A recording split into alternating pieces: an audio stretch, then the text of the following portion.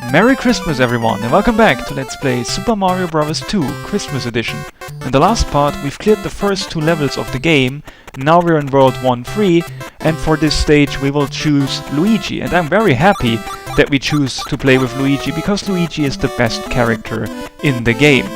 Let's just start. Luigi is wearing a little Christmas hat here in this Christmas edition, a little Santa hat I mean. And why is Luigi the best character in the game? Well, that's very easy to explain, because he can jump so high and because his jumps are so floaty. The game is just much easier to play with Luigi. Playing the game with Luigi is the easiest way to play the game. Okay, the mushroom is here, that is very good. We've grabbed it and increased our health to 3. We grabbed the cherry in the alternate dimension and then the star appeared in the alternate dimension and so we couldn't get it. That's unfortunate. But yet, yes, for one thing, due to Luigi's high jumps and the fact that he also falls down very slowly, his floaty effect in his jumps, he can clear huge gaps very easily, so often he will have to make less jumps than the other characters. Then he also jumps very high, which often allows him to save a few jumps as well and to reach higher places than the other characters. And yeah, because of these things, Luigi really is the best character in the game. The platforming is just a lot easier with Luigi. And as a little kid, I used to exclusively play with Luigi because of this, and we just plugged a stopwatch out of the floor. Now the enemies are all standing still, like those fish that are jumping from the water. I think the water is looking a bit more icy here in this hack, because I think the water was more blue in the original game, and here it's more like Snow White. And didn't the water have a moving animation? Like, is the water frozen here? I don't know that. Also, there's a bit of snow on those wooden logs. That's also nice. Then we can use another potion here and enter the negative world. There is no mushroom here, only a bunch of coins. And I don't think there's any more mushroom in this area. What you're really basically supposed to do with this potion is you're supposed to use it here. And then, as you can see, we cannot enter this vase, but if you're in the alternate dimension, then you can enter the vase and you will be warped to World 4, I believe, or World 3 or something. And that's insane. I mean, I never knew that there even were warps in the game until I saw a speedrun of the game. Because, yeah, that's very well hidden, in my opinion. I mean, you'd have to be pretty lucky to find out a warp yourself, because how would it happen? You would probably just randomly try to enter the vase in the alternate dimension and then it would work on this particular vase. I mean, it doesn't work on most other vases in the game, but it does work on this one. So yeah, you'd probably just have to find it out by random. That's why it's very difficult to find out the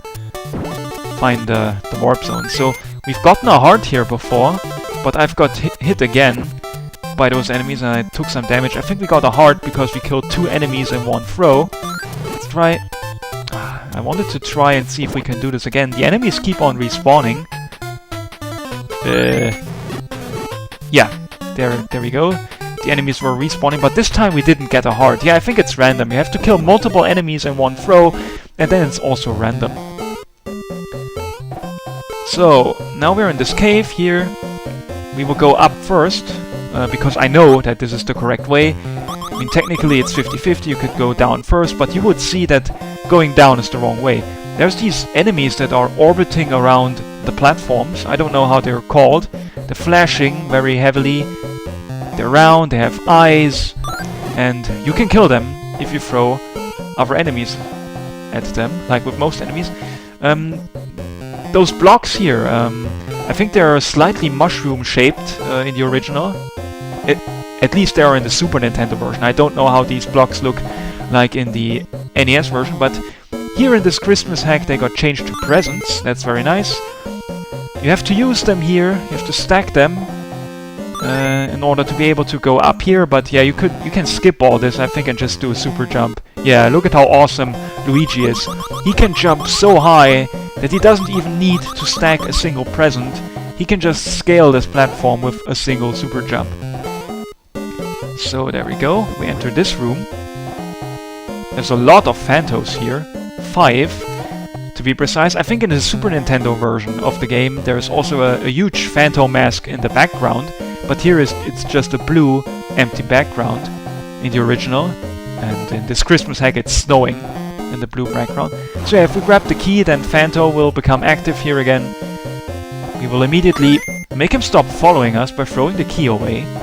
And another cool thing about the key is that we can use the key to kill those electric dudes here, like so. Got a heart for doing so, that's very nice. Let's throw the key down. Let's keep on going. Oh, whoa! Phantom appeared from below there. I expected him to swoop down from above. But there we go. So yes, for me, Luigi is the best character at the game, but I'm also just a casual player. For a speedrunner, Toad is probably the best character at the game, because Toad is the fastest. But yeah, for a normal player like me, Toad is definitely the worst character at the game, because he can jump so badly, and that makes the platforming sections of the game much more difficult. I mean, Toad is stronger than the other characters, so he can pick up vegetables and items faster, but that isn't really a huge advantage. I mean, yeah, Luigi's advantages are much bigger. So there are spikes down there. I think they got changed to ice spears or icicles or something. In the original, they were just plain spikes. Maybe they did look exactly like this, but I think that they look slightly different here. Not just the color change. I mean, here the spikes are blue. In the original, the spikes were white. At least I think so. Again, in the Super Nintendo version, the spikes were definitely white. And so I'm going to assume that the spikes were white in the NES version as well. Took damage here because I did a stupid jump. There's a power block here. Let's actually try and see if we can grab this. Getting through those snippets there with a ducked jump. That was very nice. Now we can kill all those enemies at once. Do we get a heart for this? No. Remember in the first part, when we killed like 3 enemies at once with a power block, we got a heart. So it is indeed random whether you get a heart for killing multiple enemies at once. And that's something I always found weird. I mean, that's something that I noticed as a little kid already when I played the Super Nintendo version. And I was like, why do you sometimes get a heart and sometimes not? I mean, that's just weird. Okay, that cherry wasn't enough to give us a star, but that's fine. So I guess there's no boss on this stage, huh? The crystal ball is just here. We can enter the hawk and then we probably cleared the stage. And of course we didn't. The boss is coming now, as the music suggests. Can pull out bombs here from the grass, from the floor, and there we go. Now we can go through here and then we see the first real boss of the game. His name is Mouser. You have to hit him with the bombs. And as a little kid, I always used to put the bombs at the beginning, at the left part of the platform, and then I never really hit Mouser, and so I changed my strategy and put the bombs on the right part of the floor.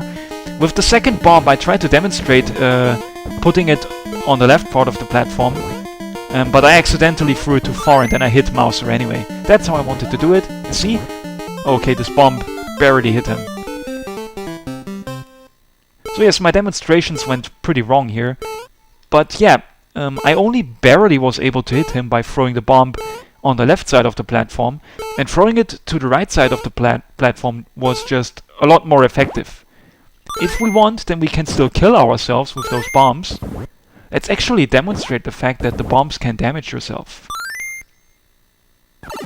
There we go. Damage that. When you defeat a boss, by which I mean a real boss and not just Birdo, then there's always this nice little victory music, and then the door appears, we enter it, and the stage is cleared. We can now spend our coins again at the slot machine, and I've hit a cherry, so we're already going to get an extra life. Oh my god, that's a second cherry. That's 2 extra lives. Yeah, if you get 2 cherries in the left and middle image, then you get 2 extra lives. That's very generous. That's pretty much the most common way to make extra lives, just by having a cherry at the very left part of the slot machine.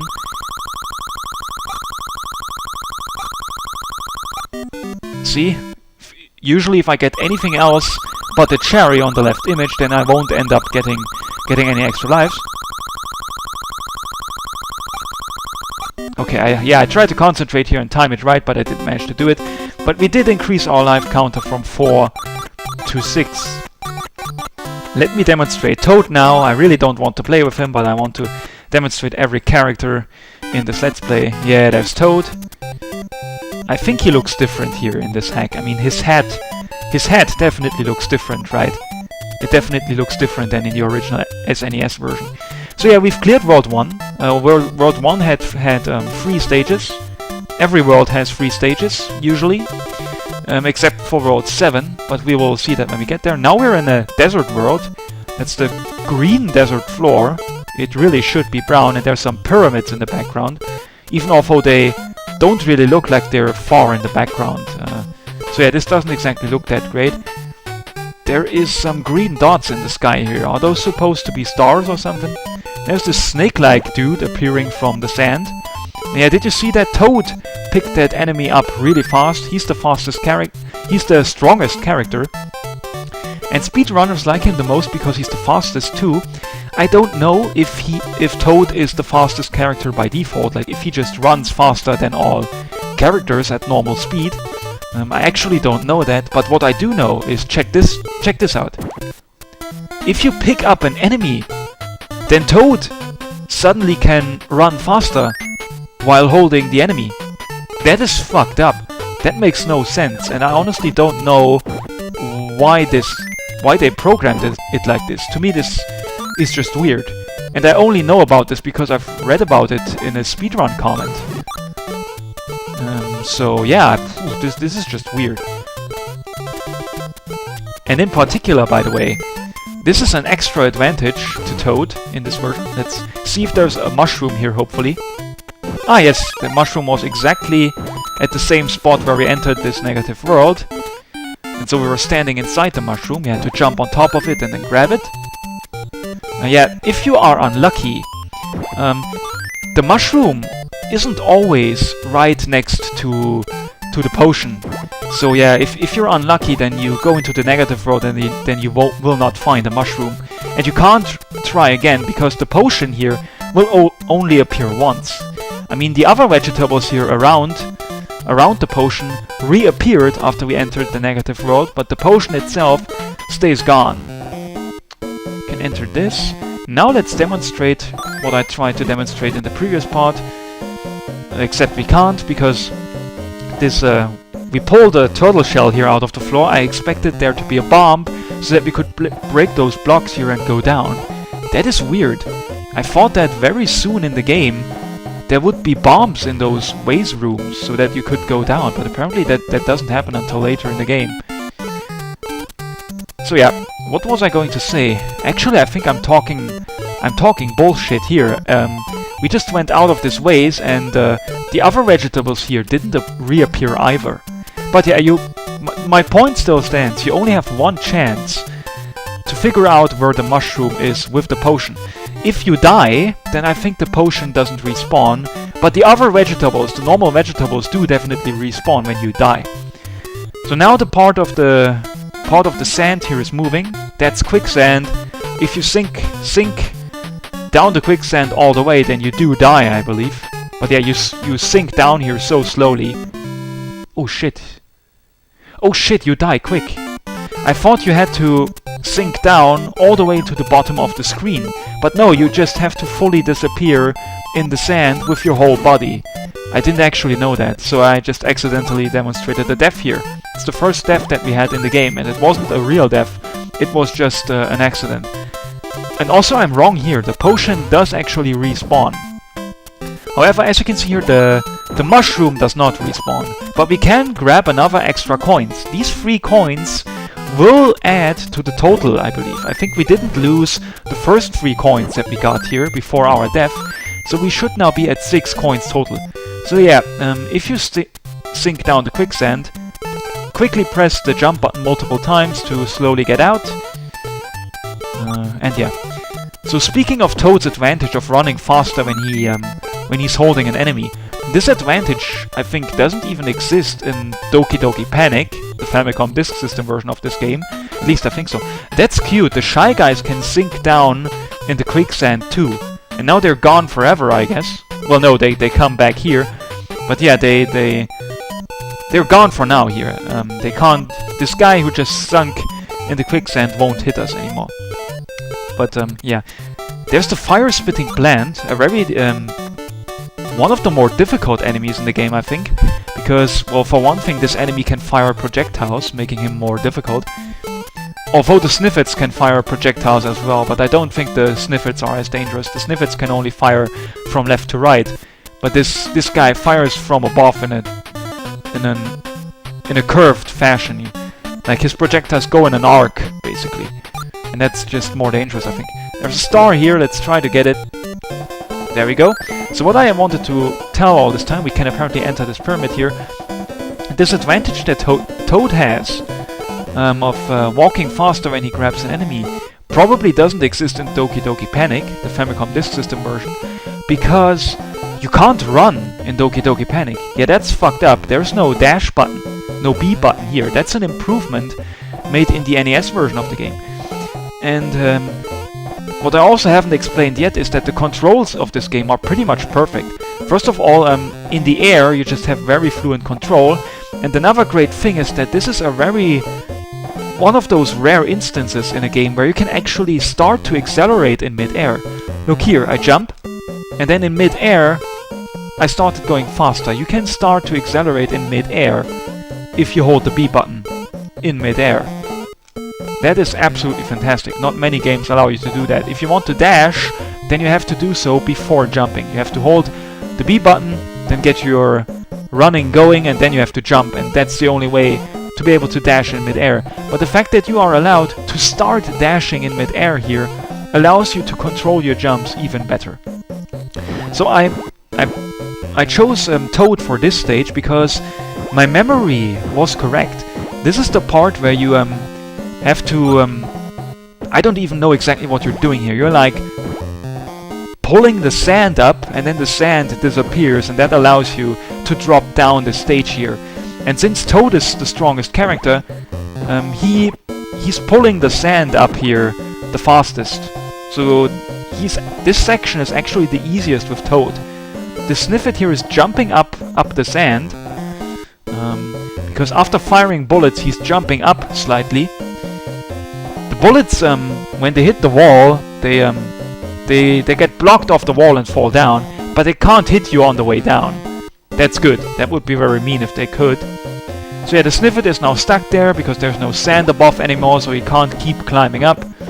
And yeah, what I'm trying to do is I waited until that Shy Guy was going to the left, but oh shit! Wow, he could still drop there even although he was off screen. Also, wow, that counted as a hit. I thought the Shy Guy was one level above us, but apparently we would have had to duck here to dodge the Shy Guy. That sucks. Let me actually try and see this. Wait. I want to see if we are able... No, that's not what I want to do. Okay. Let's see how we can make these enemies not hit us. If I duck here... Yeah, now the enemy did not hit me. Okay, so if you are one block directly below the Shy Guy, then the Shy Guy will hit you even if you are small, but if you are ducked, then you can dodge.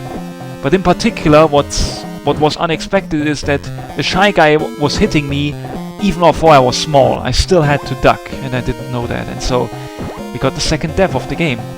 And yeah, so look, what I want to demonstrate, if I wait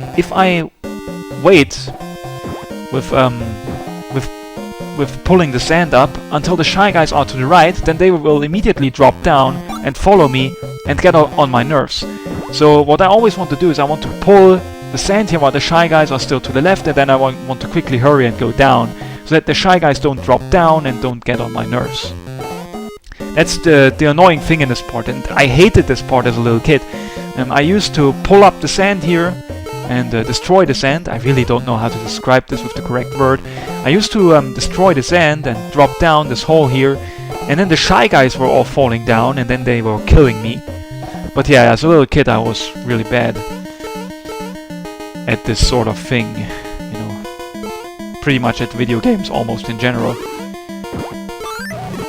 Like when I was less than 10 years old I sucked really hard, but I started to get better when I was 12. I mean, just look at my Wii videos, which I uploaded in 2007 when I was 12 and 13 years old. Yeah, they were not bad. I got better there at video games. So we just killed the snowman here, Snowman Birdo, who still looks cute as fuck. And yeah, we were able with Toad to grab his projectiles really quickly, so this is a slight advantage, but the fact that Toad's jumping is really horrendous really is an overall huge disadvantage. So we cleared stage 2-1, and we did in fact have 6 coins here, 2 times 3, because we died once and we were able to grab 3 extra coins. So let's try our luck here. That sucked. Let me try to do it a bit faster. That was almost it. That was almost the correct rhythm. We got 2 vegetables there, but we didn't manage to get one at the very right image, and so we didn't get the extra lives. I think if you put 3 vegetables in a row, then you get 2 or 3 extra lives. Same thing with the stars, I think. Only if you get 3 sevens, then you get a huge amount of extra lives. Or are there even 7s here? I know in the Super Nintendo version you can have a 7 as an image, and if you line up 3 7s, then you get 10 extra lives. But we haven't ever had a 7 here. Maybe there are no 7s in the NES version of the game. Or maybe that's just in the Christmas edition. I honestly don't know. We got absolutely no extra life here. So yeah, I've demonstrated every character so far. We've cleared the first four stages in the game, you know, 1-1 all the way up to 2-1, and we've tried every character once, but from now on we will just play with Luigi always, because as I've said, he's just by far the best character at the game. So I will see you guys in the next part.